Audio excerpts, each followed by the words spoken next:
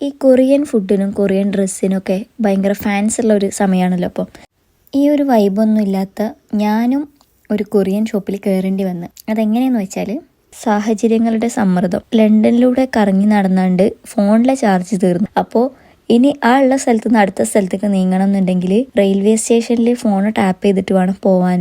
എന്തായാലും ട്രെയിനിൽ ടാപ്പ് ചെയ്യാനുള്ള അത്ര സമയം അതിലെ ചാർജ് നിൽക്കില്ല എന്നുള്ളത് ഉറപ്പുള്ളതുകൊണ്ട് തന്നെ വിശപ്പില്ലെങ്കിലും ഏതെങ്കിലും ഒരു കടയിൽ കയറി ഫുഡ് കഴിക്കുന്ന ടൈം അതൊന്ന് കുത്തിരാന്ന് വിചാരിച്ചു ഞങ്ങൾ.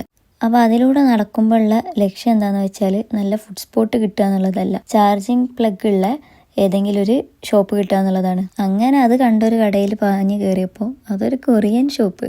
അതിൻ്റെ ഉള്ളിൽ ആകെ പൂക്കി വൈബ്. അതിൻ്റെ ഉള്ളിൽ അവിടെ വരുന്ന ആൾക്കാരൊക്കെ ഇങ്ങനെ എന്തൊക്കെയോ രാമൻ ബൗളോ അങ്ങനെ എന്തെങ്കിലുമൊക്കെ കഴിക്കാനുള്ളൊക്കെ പ്ലാനിലൊക്കെയാണ് വരുന്നത്.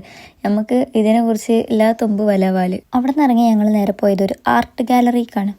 അവിടെ പോയപ്പോഴാണ് നമുക്ക് അടുത്ത തിരിച്ചറിവുണ്ടായത്. പെയിൻറ്റിങ്ങിനെ കുറിച്ച് നമുക്ക് യാതൊന്നും അറിയില്ല.